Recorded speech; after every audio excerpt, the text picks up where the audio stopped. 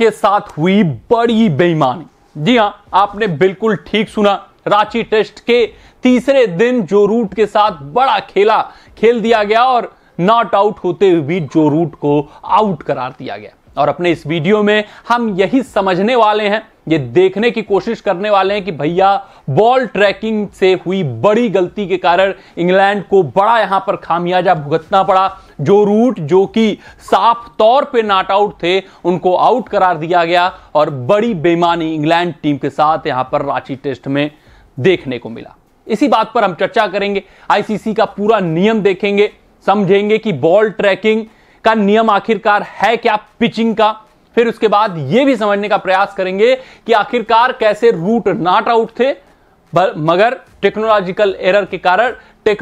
Error के कारण भैया रूट को आउट करार दिया गया। तो ज्यादा समय नहीं लेंगे, लेकिन आप सभी व्यूअर्स से यही आग्रह है कि अगर आपको हमारी रिपोर्ट्स पसंद आती हो तो भैया वीडियो को लाइक, चैनल को सब्सक्राइब और नोटिफिकेशन की घंटी दबाना मत भूलिएगा। तो आइए सबसे पहले ये देख लेते हैं कि बॉल ट्रैकिंग में क्या क्या चीजें दिखाई जाती हैं और बल्लेबाज कब कब बॉल ट्रैकिंग के तहत आउट दिया जाता है। अगर हम बात करें बॉल ट्रैकिंग की तो वहां पर आपको तीन चीजें उस वक्त दिखाई जाती हैं ट्रैकिंग के दौरान। पिचिंग दिखाया जाता है, दूसरा इंपैक्ट दिखाया जाता है, तीसरा विकेट्स दिखाए जाते हैं। पिचिंग में भैया एक ब्लू जर्सी दिखाई जाती है, उससे यह पता किया जाता है कि बॉल स्टंप्स के सामने गिरी है या कहां पे गिरी है। फिर दूसरा इंपैक्ट दिखाया जाता है कि जब बॉल बैट्समैन को लगी तो उसका इंपैक्ट क्या था, वो स्टंप में इंपैक्ट था या स्टंप के बाहर था। फिर बात करें तीसरा विकेट्स, यानी कि बॉल स्टंप पर लग भी रही है या नहीं लग रही है। ये तीन चीजें देखी जाती हैं। अगर तीनों भैया रेड रहता है तो बल्लेबाज को आउट करार दिया जाता है, यानी कि पिचिंग इनलाइन होना चाहिए, इंपैक्ट इनलाइन होना चाहिए और विकेट्स हिटिंग जब रहेगा तो बल्लेबाज आउट करार दिया जाता है। अगर हम बात करें जो रूट के बॉल ट्रैकिंग की तो दर्शाया तो गया कि तीनों इनलाइन है, पिचिंग इनलाइन है, इंपैक्ट इनलाइन है, विकेट्स भी हिटिंग है, जिस वजह से अंपायर ऑन फील्ड को अपना डिसीजन बदलना पड़ा और थर्ड अंपायर के डिसीजन पर एग्री करके भैया रूट को आउट करार दिया गया। लेकिन जब इसको कई बार रिप्ले में देखा गया तो गुरु यहां पर खेला कहां पर हुआ, विकेट हिटिंग सही दिखाया गया, इंपैक्ट इनलाइन सही दिखाया गया, लेकिन जो पिचिंग था वो इनलाइन नहीं था। यहीं पर खेल हुआ है जो रूट के साथ। अगर हम बात करें पिचिंग की तो वहां पर तीन नियम है। पहला, बॉल को इनलाइन दिखाया जाता है। बॉल इनलाइन कब होती है, जब भैया ब्लू पट्टी के भीतर सेंटर ऑफ द बॉल रहेगा तब जाकर उसको इनलाइन करार दिया जाएगा। Centre of the ball blue पट्टी के भीतर होना चाहिए।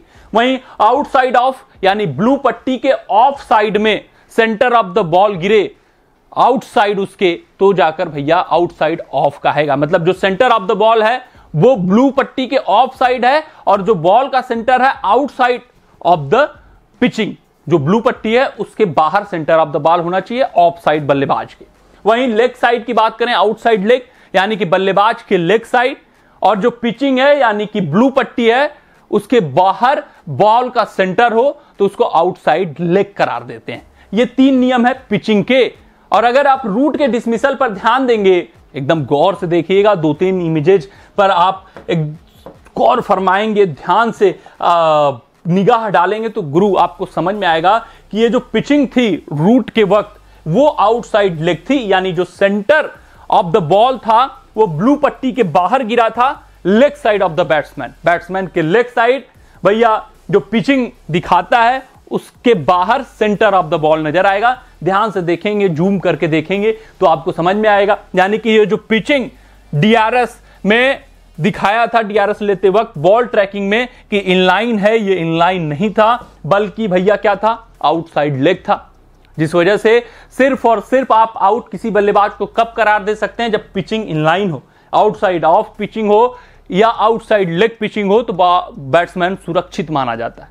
लेकिन यहां पर रूट के केस में जो टेक्नोलॉजिकल एरर रहा उसके कारण भैया जो पिचिंग आउटसाइड लेग थी उसको पिचिंग इनलाइन दिखाया गया और रूट चलता हुए इंग्लैंड टीम पूरी तरीके से रूट के आउट होने के बाद उनकी स्थिति डमाडोल हो गई। कोई ऐसा बल्लेबाज बचना ही नहीं विश्वसनीय जो कि कुलदीप, जडेजा और अश्विन को खेल सके। और अब ऐसा लग रहा है कि भारतीय टीम ने बहुत ही जोरदार वापसी कर ली है। लेकिन यह मलाल जो रूट को भी रहेगा, इंग्लैंड टीम को भी रहेगा, क्योंकि एक वक्त तक वो इस मुकाबले में काफी अपनी पकड़ मजबूत कर चुके थे।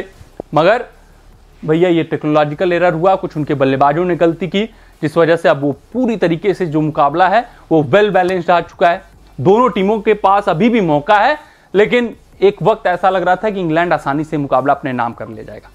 इस डिसीजन पर, इस फैसले पर आप अपनी टिप्पणी भी जरूर दीजिएगा। माइकल वान ने भी इस डिसीजन पर आवाज उठाई है, आप भी अपनी टिप्पणी बताइएगा कि आपके हिसाब से ये पिचिंग आउटसाइड लेग था या फिर इनलाइन था। मिलते हैं आपसे अगले रिपोर्ट में, तब तक अपना ध्यान दें, सुरक्षित रहें, स्वस्थ रहें, मस्त रहें। जय हिंद, जय भारत। अगर ये वीडियो आपको पसंद आया हो तो इसे लाइक और शेयर करें और क्रिकेट से जुड़ी अन्य जानकारियों के लिए हमारे चैनल को सब्सक्राइब करना ना भूलें।